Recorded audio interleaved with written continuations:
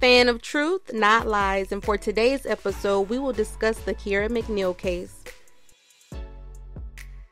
And tonight, the search continues for the gunman accused of fatally shooting a pregnant woman in a Mid-South parking lot last week. Now the victim's grieving family is speaking out. WMC Action News 5's Janice Broach joins us live with more on that. Janice.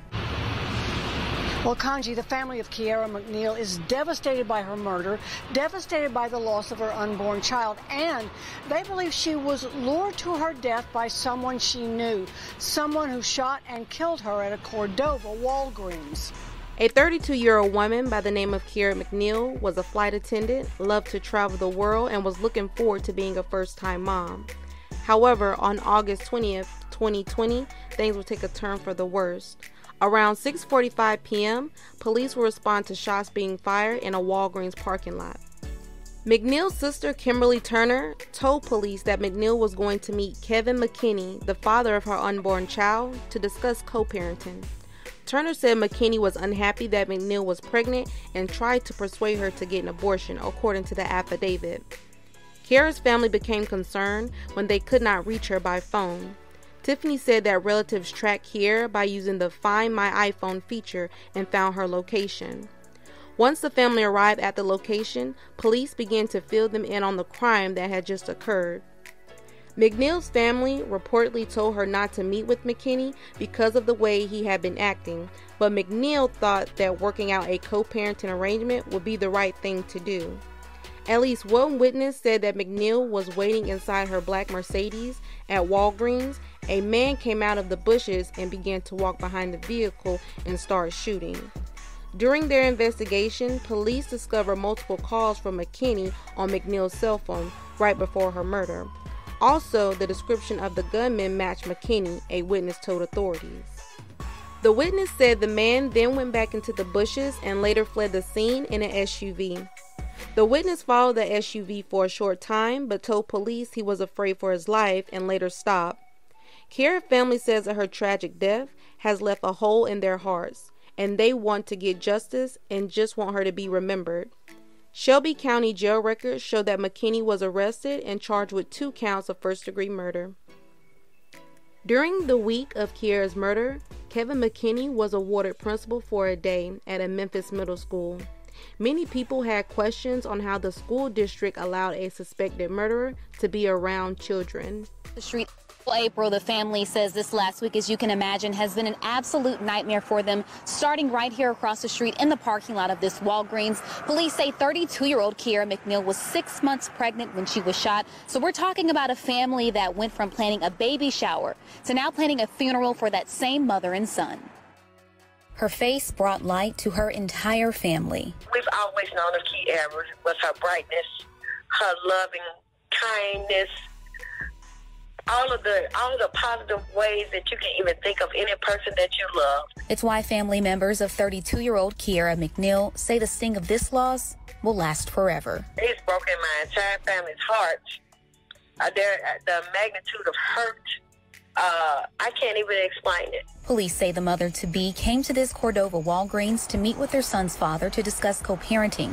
They say when she arrived, Kevin McKinney came out of the bushes and shot her several times. That was pure evil. That was a monster. You are a coward. You are the scum of this earth. You are the worst person that anybody could ever come in contact with. Police say McKinney was the child's father and had been pressuring McNeil to have an abortion. Family members say she was so excited to be having her first child, even looking forward to her baby shower next month. 2 days after her death, his first set of library books were delivered to the home.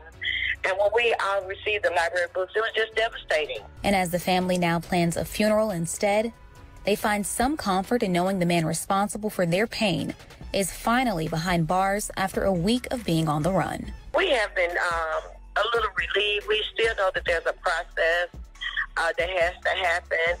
And it is our prayer that justice is just served for Kiera.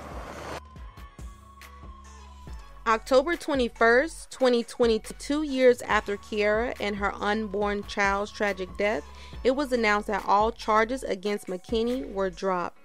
Attorney Arthur Horn, who was representing McKinney, says the murder charge is something his client should have never faced.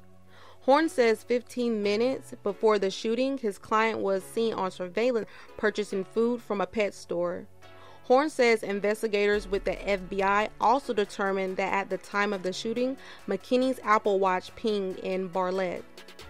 Horn continued to comment on the case, saying it was very clear after they had his phone and his watch that he left Petco and went to his mother's house in Bartlett and was nowhere near the area at the time of the shooting.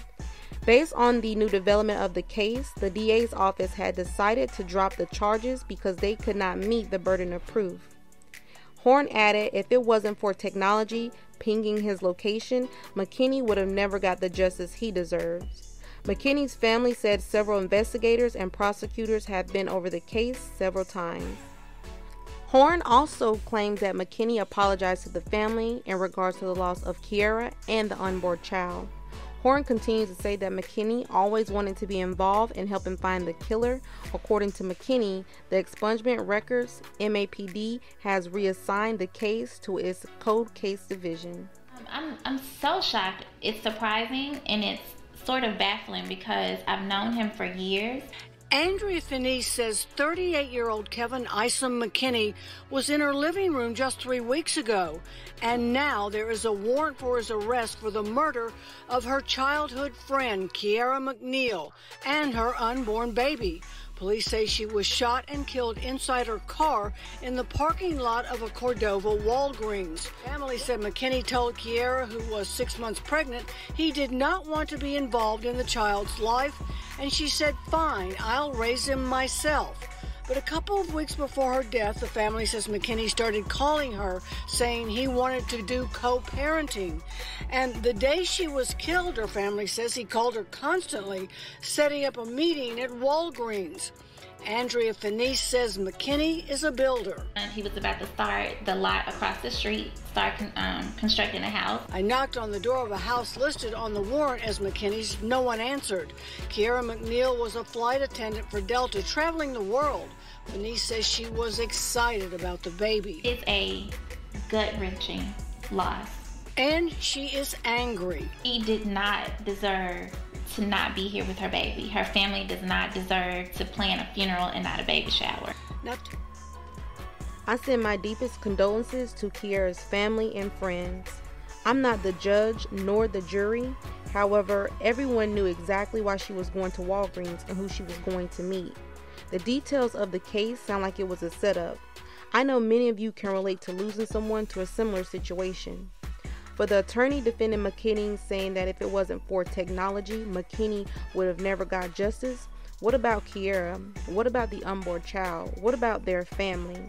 Also, since McKinney wanted to be so involved with the case, why is he not looking for the unborn child?